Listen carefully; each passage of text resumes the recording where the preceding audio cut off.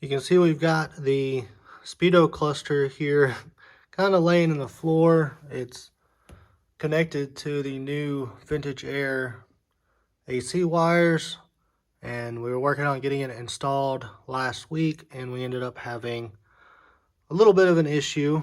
You can look here, we actually took that vent back out right there. We have the vent housing and the adapter on this.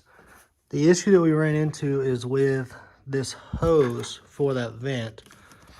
In the Nova, there's not a lot of room behind the speedo cluster before you hit the inside of this firewall. So the way that it was going was when the vent was in, this was mounted to it, it was pushing it right up against that, and then it wasn't allowing it to go anywhere, so we couldn't get the speedo cluster pushed back far enough to get it in place to mount it properly. So what we ended up doing is cutting about 1/2 inch off of the back of the vent housing and another 1/2 inch off the part of this hose adapter that slides onto the vent housing.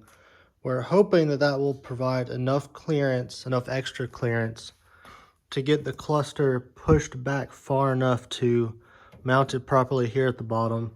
The top isn't really an issue. It's basically the bottom. Once you start trying to push that in, the hose just doesn't have anywhere to go.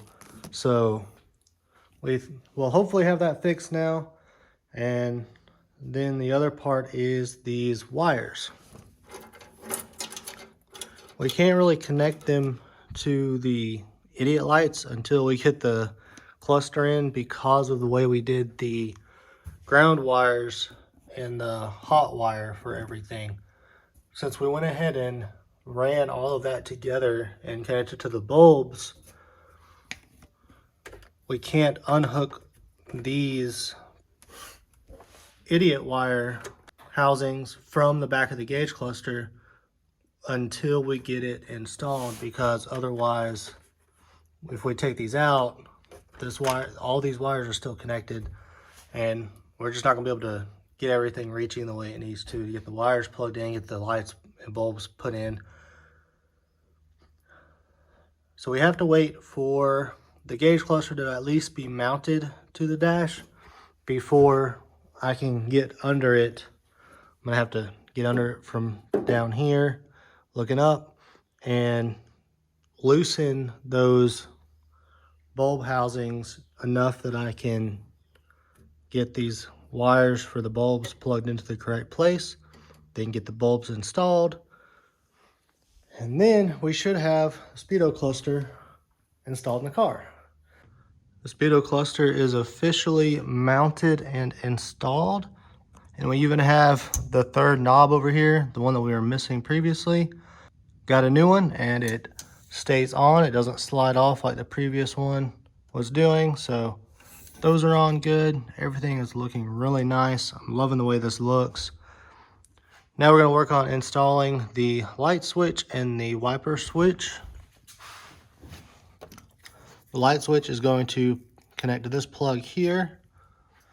And on the switch itself, you'll notice it has this little notch that looks like it would kind of be at the top, but really it's going to end up being off the side a little bit, because it's going to fit right in that cutout right there in the speedo cluster. So it's going to be sitting a little bit like this, which will help with getting the wires in a good place so nothing's like stretched too far or anything like that. And then you use the nut to hold it tight from the front, and you're good to go. Washer wiper is a little more standard. It's going to plug into this right here. And then on the back of the gauge cluster, there are a couple of places that line up with these holes on the switch where you put some screws in to hold it in place. So it should be fairly simple.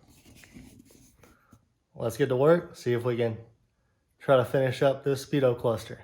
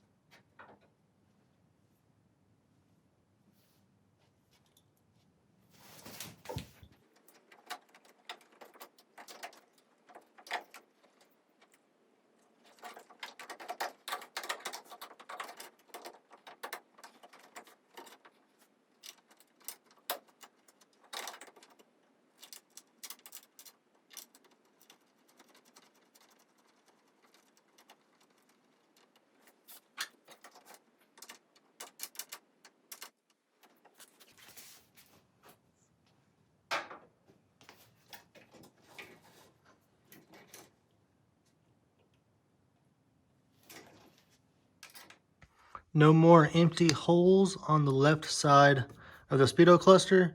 Light switch and washer windshield wiper switch is installed. The light switch came with a completely chrome style knob on it, and it was shaped kind of weird.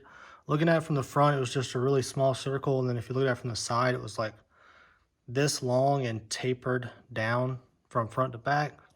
It wasn't really something I liked, and since this is a 69 Camaro speedo cluster, I ordered the 69 Camaro style knobs for everything on here. So got that knob put on. That's looking really good. The black with the chrome outline looking fantastic. And of course the 69 Camaro washer wiper switch looking really good with that chrome knob. And then if we come over here on the other side, try to get some better light in here since we're sitting in the car, we have the new radio installed with the 69 Camaro style knobs. I didn't use the left to right tuning, or I guess technically that's the tuning knob, but the balance portion of the 69 Camaro knobs, they're chrome, and they have a little notch at the top that you put your finger on to move it left to right to get the balance for the speakers right. And I just wasn't really a fan of how that looked on this. So we used the black rings that came with the radio itself and then put the Camaro style knobs in front of it. I think that looks really good. It just looks really clean and really simple. Traditional and classic. I gotta say, I am loving the way this looks. It looks so much better, in my opinion, than the factory Nova speedo cluster. That Nova cluster just to me looks like, I know some people might get offended, Nova purists are gonna get offended, but it looks like a grandma car when you're looking at the dash. There's nothing sporty about the interior of the car, the dash of the car. I feel like this just really gives it that American muscle sporty look, and it's just looking really good. You can see the dash pad is mostly installed. It's loose over here on this side. Of course, we had to go with the Camaro dash pad to get the correct lining for the shape of the speedo cluster with the clock sticking out right there. But over here on this side, we have this clip. It's one of the ones that goes in the hole under the dash frame to hold it in place. And that clip kept coming off of the dash pad itself, so it wasn't holding in place like it was supposed to. So we're working on getting that fixed. Hopefully be a simple fix, but you can still get a pretty good idea of what this is going to look like when the dash pad's completely in place. We don't have the right side of the dash finished. We still got to get the ventilation hooked up here for the AC vents. And we were actually going to work on getting the ashtray and the glove box door installed when we realized we don't have the little rubber stoppers that prevent the doors from slamming against the dash frame. So we've ordered those. Those will be coming in, which means that the rest of the dash will be included in a later update, a later video that'll be coming with some other stuff that we get finished between now and then. But I'm in love with this dash. It looks so good. There's been a couple times I've actually just sat in the car with my hands on the steering wheel and just looked at everything. I'm so excited to get this thing done and be able to drive it around. But that's going to be it for this video.